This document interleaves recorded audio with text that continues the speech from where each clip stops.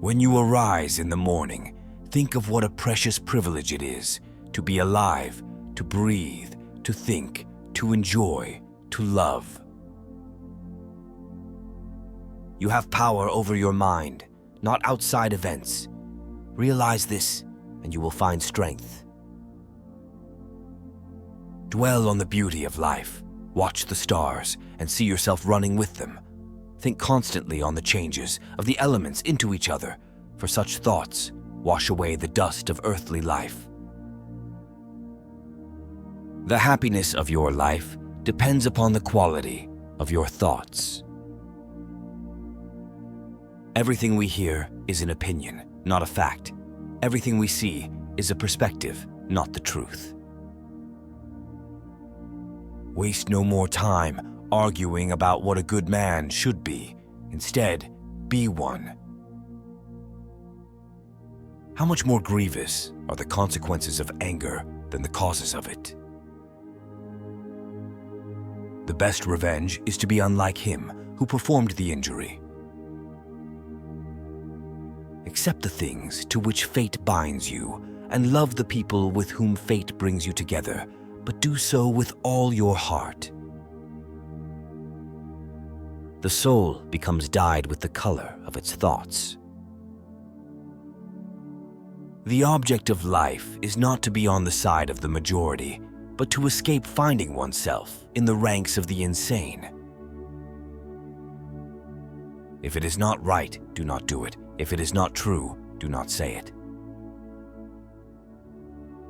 Think of the life you have lived until now as over, and, as a dead man, see what's left as a bonus and live it according to nature. Love the hand that fate deals you and play it as your own, for what could be more fitting? Very little is needed to make a happy life. It is all within yourself, in your way of thinking. Let men see, let them know, a real man who lives as he was meant to live. The memory of everything is very soon overwhelmed in time. Do not indulge in dreams of having what you have not, but reckon up the chief of the blessings you do possess, and then thankfully remember how you would crave for them if they were not yours. It is the responsibility of leadership to work intelligently with what is given and not waste time fantasizing about a world of flawless people and perfect choices. The mind freed from passions is an impenetrable fortress. A person has no more secure place of refuge for all time. A man's worth is no greater than the worth of his ambitions.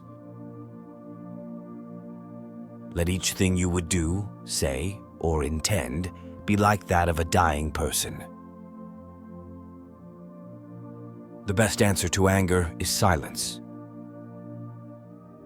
Because a thing seems difficult for you, do not think it is impossible. You have been formed of 3 parts: body, breath, and mind. Of these, the first 2 are yours insofar as they are only in your care. The third alone is truly yours. Don't return to philosophy as a taskmaster, but as patients seek out relief in a treatment of sore eyes, or a dressing for a burn, or from an ointment. Regarding it this way, you'll obey reason without putting it on display and rest easy in its care. Never let the future disturb you. You will meet it, if you have to, with the same weapons of reason, which today arm you against the present. The art of living is more like wrestling than dancing, because an artful life requires being prepared to meet and withstand sudden and unexpected attacks. Whenever someone has done wrong by you, immediately consider what notion of good or evil they had in doing it. For when you see that, you'll feel compassion instead of astonishment or rage. Choose not to be harmed and you won't feel harmed. Don't feel harmed and you haven't been. Stay calm and serene, regardless of what life throws at you.